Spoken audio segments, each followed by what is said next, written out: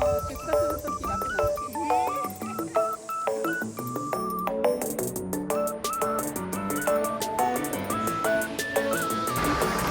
雨の音がうるさくて、ち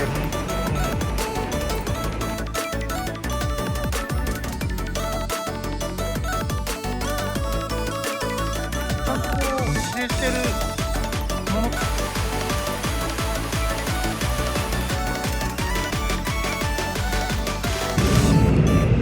皆さんこんにちは。西予県の苔見沢です。今日はこれから島根県の江津市というところに車で向かいます。日本戦隊類学会の江津大会というのがありまして、それのですねトークイベントに苔農家として参加させていただくという話になりまして、車で向かっております。今日はですね4日の夕方、今6時ぐらいなんですけれども、本番はですね5日、明日5日の3時ぐらいからになります。日本戦隊類学会からお申し込みいただいた方がですねオンラインでその大会の様子などもご覧いただくことができます。本当は現地で皆さん集まって現地の開催とオンラインとですね両方やるはずだったんですけれども、ちょっとコロナの影響もあってですね現地のイベントというのはなくなって完全にオンラインだけの形になりましたけれども、私はトークイベントのそのスピーカーとして末席なんですけれどもね参加させていただく形になりますので、こうして今向かっております。コロナの対策ですね十分気をつけながら、私も厳重にマスクしたりとかして、気をつけて行ってきます。道中ですねだいたい距離にしたら350キロ、400キロないぐらいの距離なんですけれども、愛媛県から島根の江津市のところなんですね。ただ時間で言うとノンストップで行っても5時間ぐらいかかります。なのでちょっと当日行くのはちょっとしんどいなと思って、前日からですねこうして余裕を持って行こうかなという風な感じです。江津市まで安全運転で向かいたいと思いますので、日本戦隊類学会の大会の様子などはちょっとどこまで撮影できるかちょっとわからないんですけれども、大会の様子などね撮影できる範囲でちょこちょこ撮りながらその様子などもお伝えしていければと思いますので、よろしくお願いいたします。それではレッツゴー。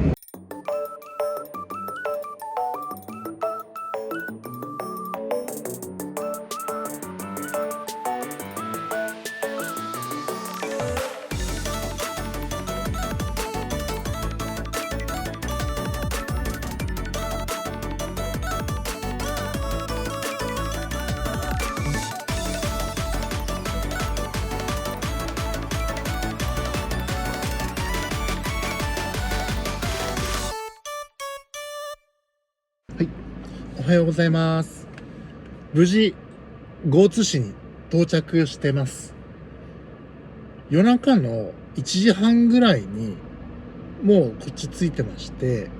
途中休憩挟みながら6時間ちょっとぐらいで愛媛県から島根県江津市に到着しました。で今道の駅にいるんですけれども、道の駅で車の中でちょっと仮眠をとって、今朝の8時半です。日本戦隊類学会の大会っていうのは、同日であるんですけれども、今日金曜日で大会の前日にこうスペシャルイベントみたいな感じのトークイベントがあって、そこに苔農家として呼ばれてちょっと少しお話しするというような感じです。内容はですね持続可能な苔栽培に向けた取り組みみたいな感じを考えましょうみたいな、そんな感じの内容になってまして、で苔農家がどんなことしてるのかみたいなことをちょっとお話しするというような感じで、私が末席なんですけれども呼ばれまして、あと私の他にも2名ですね苔農家さんがいらっしゃるんで、私のお話はさておきまして、皆様のねお話を聞いたりとか、今日の夜はこちらにホテル取ってるんでこれから宿泊します。で明日も1日大会できる限り参加させていただこうかなと思いまして、明日も勉強しようかなと今日その大会のトークイベントの前にこの江津市の苔農家さんの団体があるんですね。自治体と一緒に苔栽培の取り組みをしているのが、江津市で取り組みされてるんですけれども、でそこの苔農家さんにトークイベントの前にですね、ちょっと補助見学みたいなことをさせていただけるそうなんで、お昼12時に江津市役所に集合になってます。ちょっと雨の音がうるさくてすみませんけれども、こんな感じで結構激しい雨が降ってて、向こうにね、ずっと海岸沿いにこういう風車が結構ね並んでるんですよね。これ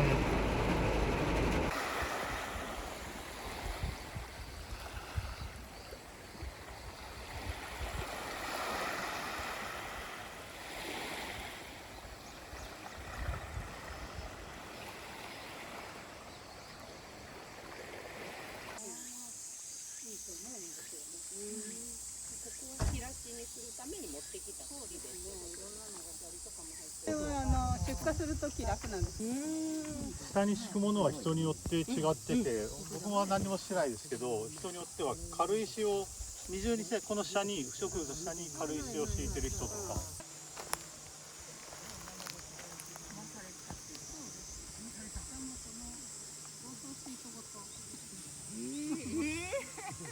から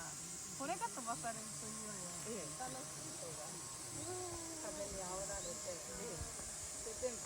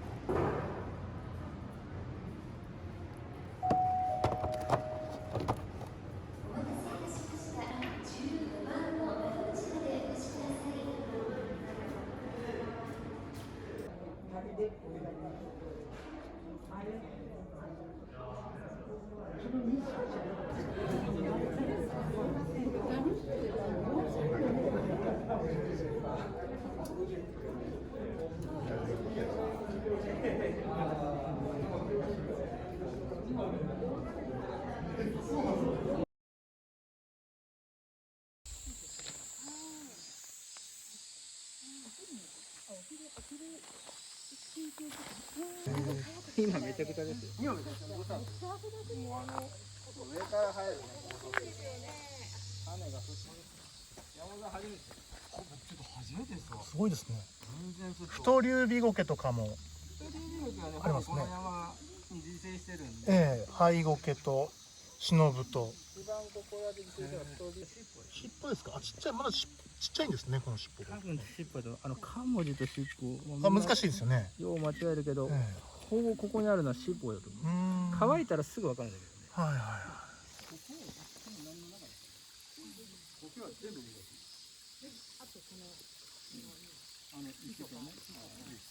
あ、でも綺麗に、あ、これもう一応ちゃんと自生してるって言ってもいいですよ、これはね。そうです。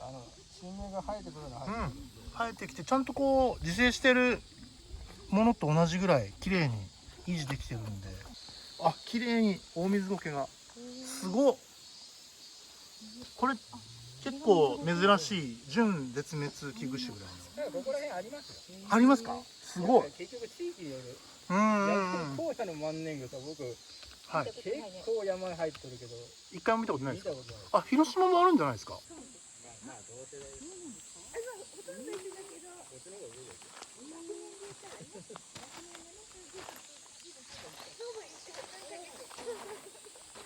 なかなか難しいと思います。だけどまあ難しい中をね、頑張るしかないです。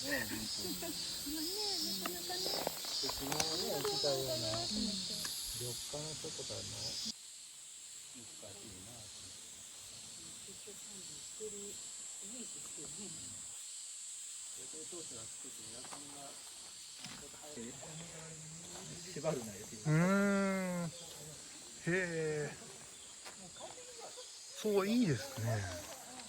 これなんかも全部海からなんですよね。え死ぬかと思った。え。死ぬ方もそんなしんどかったですか。もう重たいんだやっぱそうね。うわ、これ手じゃ難しいってこと、やっぱ重機がもう必要になってくるレベルのでかさですね。いやこんなんよ。うわ。トラックまでは。え長すぎてこれ軽トラにえ。はい。入れるいうことなかなか今入っていけんし、苔きれいにするってね、いいな。そうですよね。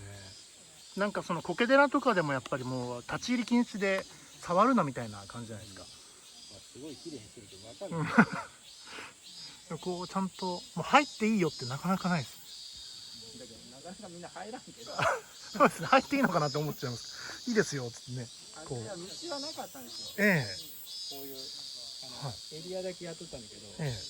え。ぱり寂しいっていうか、うんうんうんうん。見てみたら、まあ、圧倒的にやっぱり全面苔の方がやっぱりいいなと思って。はい。こうやって木漏れ日が入ったのを感じても最高なんですよこれ。それだけ雨上がりの晴れた時に来るのが一番いい。ええ。めちゃくちゃ綺麗。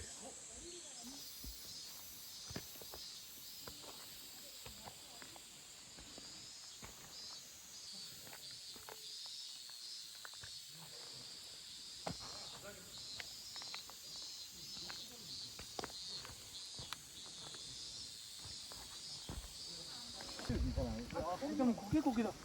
ごい苔だよ。中に入ってご参拝くださいって書いてある。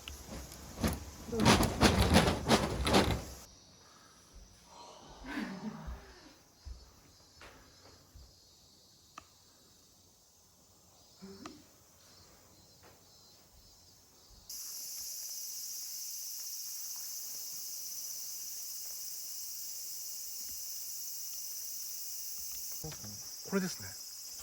清澄と。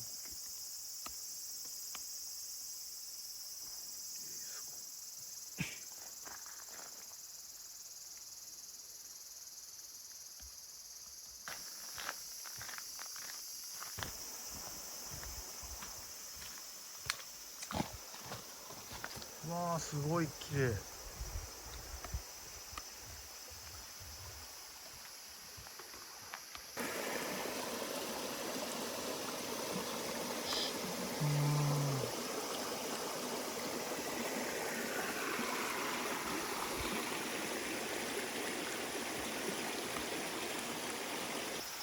意味わからんかったですね。もう先あ、もう滝ですか。あ、そうですか。は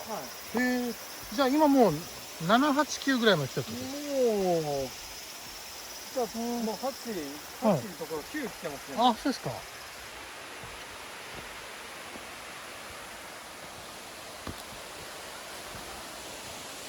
すごい。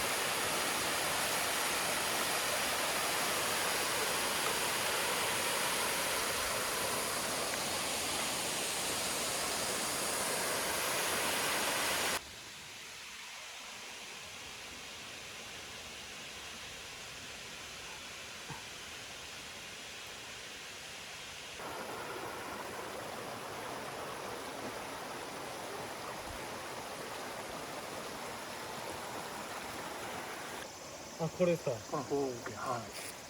保護桶なんかもテラリウムでもたまに使われます。楽しいですね。見つかると楽しい。この中に。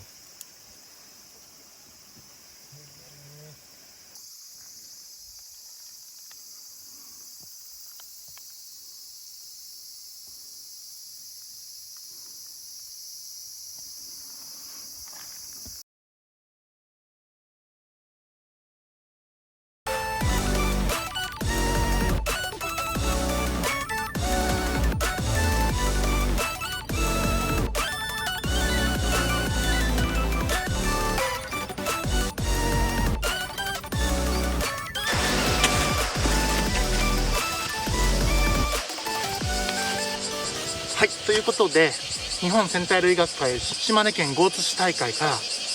無事戻ってきました。戻ってきたのは昨日の夜中の1時前ぐらいですかね。それで、もうすぐお風呂入って寝て、で朝起きて一番に圃場に来て苔のチェックをしていました。日本戦隊類学会に今回パネラーとして持続可能な苔栽培に向けてというトークイベントの栽培農家としてですね、苔栽培農家として出席させていただいたんですけれども、この企画をですねしていただきました方々並びにお誘いいただきました皆様ですね、本当にありがとうございました。めちゃくちゃいい機会になりまして、私自身本当に行ってよかったなと心から思ってます。日本戦隊類学会自体をですね入会させていただいたのが2022年今年の3月か4月ぐらいだったと思うんですけれども、そこからですね8月の戦隊類学会の大会、ちょうどたまたま島根県というですね四国から愛媛県から近い場所で開催されたということもあったし、なんかいろんなタイミングが重なってですね、今回お招きいただいたという形になるんですけれども、戦隊類学会ですね初めてその大会とかも参加させていただいたんですけれども、めちゃくちゃ良かったですね。苔の研究者の方たちがいろんな研究発表されていたりとかですね、で苔に対するその接し方とかですね、苔、そもそも皆さん苔嫌いな人があんまりいないと思うんですよ。日本戦隊類学会っていうのは大体みんな苔好きな方がいろんな方がですね携わっていらっしゃると思うんですけども、でそういうところに囲まれて、時間を過ごさせていただいたっていうこと自体がめちゃくちゃなんか自分の中でシフトした、何か価値観がシフトしたようなそんな感覚があるぐらい本当に良かったですね。で戻ってきて自宅の苔の庭苔見たりとか、栽培補助の苔を見ると今までとは違った見え方がちょっとしてくるというか、そんな感覚になっています。で今まで以上に苔がなんかもっと好きになった自分がいるなという風な感じがあります。そういう情緒的な感想とは別にですね、今回のトークテーマが持続可能な苔栽培に向けてということで、実際ですねまだ苔の栽培農家とかですね、実際は山取りしてきた苔を種苔にして、でそれを栽培して1取ってきたものを10に増やす、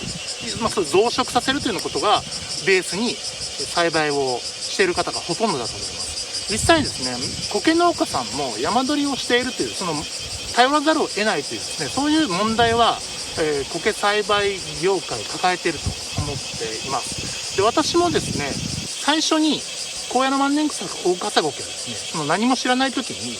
本当取ってきてですね、でそれで栽培を始めたという経緯もあります。今はですね高野の万年草大笠苔に関しては、山取りしてるっていうことないんですけれども、もう取ってきた苔をですねちょっとずつ増やしながら栽培量を増やしているというような状態です。でその他の苔に関しては私の持ち山があるんで、幸いその持ち山からですねちょっとずつ種苔になるような量を取ってきて、で栽培に回しているという感じです。で私の持ち山の苔も今現状枯渇するような状態にはまだないんですけれども、取ってきた苔をそのまま1取ってきたものを1売るっていう風にすると、それはですねゆくゆく枯渇するっていうことがもう見えてますので、1の量を取ってきたものを10にして、で10にしたものの中から7売って、で3を残して3をまた30にしてみたいな、そういうそのサイクルをうまく回すことによって山取りの苔を徐々に減らしていくということですね。山から取ってくる苔も持ち山から取ってきてるので、そもそも自分の家の所有物の苔しか取ってこないっていうようなことをしてるんで、まだそんなにはですね問題にはならないのかなというふうに思うんですけれども、私みたいにそういうことができるかというと、それができるような人っていうのはかなり限られてくるんじゃないかなと思うんで、やっぱり苔業界全体としてその山取りの苔を今後どういうふうに扱っていく、でどういうふうな姿勢でその問題と向き合っていくのかということは、今後やっぱり苔業界としての課題なのではないかなというふうに感じました。日本戦隊類学会の学者さんの中ではですね、研究レベルで苔に携わっている人からすると、その山取りがどうとかです、私たちの問題じゃないよ、あなたたちの問題でしょっていうようなスタンスの方もおそらくいらっしゃるんでしょうし、中にはですね、苔栽培どんどん盛り上げていって、でその研究者の方々の知見をですねこっちに生かしていい社会にしていこうよっていうスタンスの方もいらっしゃる。今のこの苔ブームと呼ばれるものをすごくポジティブに捉えて、私たちのその苔ブームに、関わっている生産者とかテラリウム作家とかですね、そういった方々にその研究の知見をフィードバックしていい未来に変えていこうみたいな、そういうスタンスの方も大勢いらっしゃるんだなということが分かりまして、とても嬉しかったですね。山取りの問題、結構難しい問題なんですけれども、日本代々ですね、苔農家さんと呼ばれる方たちはその山からの恵みをちょっとこうお裾分けいただいて、それを増やしていくというようなことを伝統的にですね行われてきたという、そういう業種でもあるので、ちょっと絶滅しかけている苔なんかは今出てきているのかもしれないんですけれども、庭苔で使われているような灰苔とか砂苔とかですね、そういった苔は別に今もその絶滅することなく脈々と続いてきてるわけですから、今後ですねいい未来に変えていくためにどうするかということを一人一人がですね考えてできることをやっていく、それに尽きるかなと思います。あとは消費者の方がどういうふうな選択をしていくか、どういうふうな苔を選んでいくのかとかですね、そういうことも関わってきますし、まだまだですねその苔業界全体がいろんな問題を抱えながらもちょっとずつ盛り上がってきている。一つのその市場が一つの生態系だとすると、まだこの苔業界の生態系っていうのは成熟しきってない状態、まだまだこれからこの成熟に向かっていくような段階の業界なんじゃないかなと僕自身は捉えています。ちょっと偉そうですけれども、でこのいろんな問題を抱えながらもその苔業界に携わり続けてどんどん発展しながら、いろんな方々の声がですね、反映されながらで、何十年もかけて成熟していく方向に向かっていくんじゃないかなというふうに思っています。でその未来はですね、いい未来が待っているんじゃないかなというふうに私は考えていますし、そうなるように私も苔農家、苔作家としてですね、いろんな情報発信をしていって苔に対する意識というのを考えていただくきっかけになるような、そういうふうな活動も今後していきたいなというふうに思っています。だから今苔農家さん山取りしてるからという方がいるからといっていい悪いって決めつけて、攻撃的なスタンスを取るんではなくて、やっぱりですねそれも一つの現象として今そういう段階にあると。でそれをいい方向に向かうためには、どうすればいいのかなと。で急にその問題でしょっていう指摘してそれが解決するっていうようなそんな簡単な問題じゃないんで、社会的なその問題っていうのをですねちょっとずついい方向に変えていくための働きをしていくという、そういうポジティブな姿勢を持って関わっていくということが、いいのかなというふうに思います。で特にもうめちゃくちゃお世話になったですね江津市の市役所の方々とか主催の方々、トークイベントの司会進行をやられていた藤井さんとかですねにもうお会いできて、それめちゃくちゃお世話になってですね、本当に、ありがとうございました。本当にお世話になりました。私たちその現地に行った人間、私もそうなんですけども、その現地に来たからにはですねすごくいろいろおもてなししていただいて、GOATSプロジェクトの苔プロジェクトの栽培補助の見学だとかに行かせていただいて、初めてですね苔農家さん、私以外の苔農家さんの栽培の補助を見させていただいたんですけれども、めちゃくちゃ勉強になりました。例えば遮光シートのピンってこういうピン使ってるんだとですね、もう全部が勉強になってですね、本当に良かったですね。あとはです2日目トークイベントの次の日ですね、学会のそのメインの日なんですけれども、私はもうその日に帰るっていうことになってたんで特別にですね観音滝、江津市の観音滝というところにですね、行かせていただきました。でそこでGOATSプロジェクトのこれ今冊子ここに出しましょうかね。GOATSプロジェクトのその観音滝のその苔の見どころの苔ガイドブックみたいなのを見ながらですね、この苔あったとかって、この苔ないですねって探しながらあったとかってめちゃくちゃ楽しかったです。その苔ツアーがですね、はい。でなんかこの私の地元の西予市野村町にもですね苔の見どころのある場所っていうのがあって、なんかそういうふうにその観光資源ととしてその場所を使えないかなっていう、そういう刺激になったりとかですね、私もそういうガイドブック作っちゃおうかなと思ったりとかですねする、めちゃくちゃいい刺激を受けました。島根県江津市で苔農家をやられている川村さん、その方ともちょっとお話しさせていただいたりとかして、で川村さんの苔ランドっていうその有福温泉のちょっと奥の方の山の中にですね、苔ランド、その苔の森みたいなのを今作られているところがあって、そこも見学させていただいて、動画にしてますけれども、それはですね、そういうところ見させていただいたり、で私がですね、今後30年40年かけて自分の持ち山をそういう苔の里にしたいというイメージがあるんですけれども、もうまさにですねそれを実現されているような、なんかそんな場所だったんですよ。めちゃくちゃ羨ましかったです。本当すごいなって、それをもう本当に短期間で実現されていらっしゃるんで、すごかったなと思いました。ありがとうございました。川村さんもありがとうございました。本当に、市役所のですね、あと山本さんが2日目ね、その観音崎とかにご案内していただいたんですけれども、その市役所とその苔農家さんのその自治体の連携のこととかを、市役所はこういうふうにバックアップしてますよとかですね、いろいろその連携しているその中身っていうのをいろいろ教えていただいたりとかしてですね、それもめちゃくちゃ参考になりました。ありがとうございました。今回のこのご縁がですね、今後にどんどんつながっていくといいかなと、思ってます。はい、長くなりましたけれども、日本戦隊留学会、江津市大会ですねに参加させていただきまして、本当にありがとうございました。私もですね苔農家として今後も頑張っていきますので、今後とも皆様よろしくお願いいたします。それでは、日本戦隊類学会の参加してきましたよっていうですね、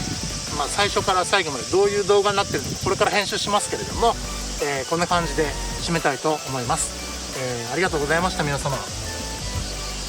来年は山形でやるみたいなので、なんかまた現地行けたらいいですけどね、思ってます。はい、それでは以上になります。最後まで見ていただきましてありがとうございました。それではさようなら。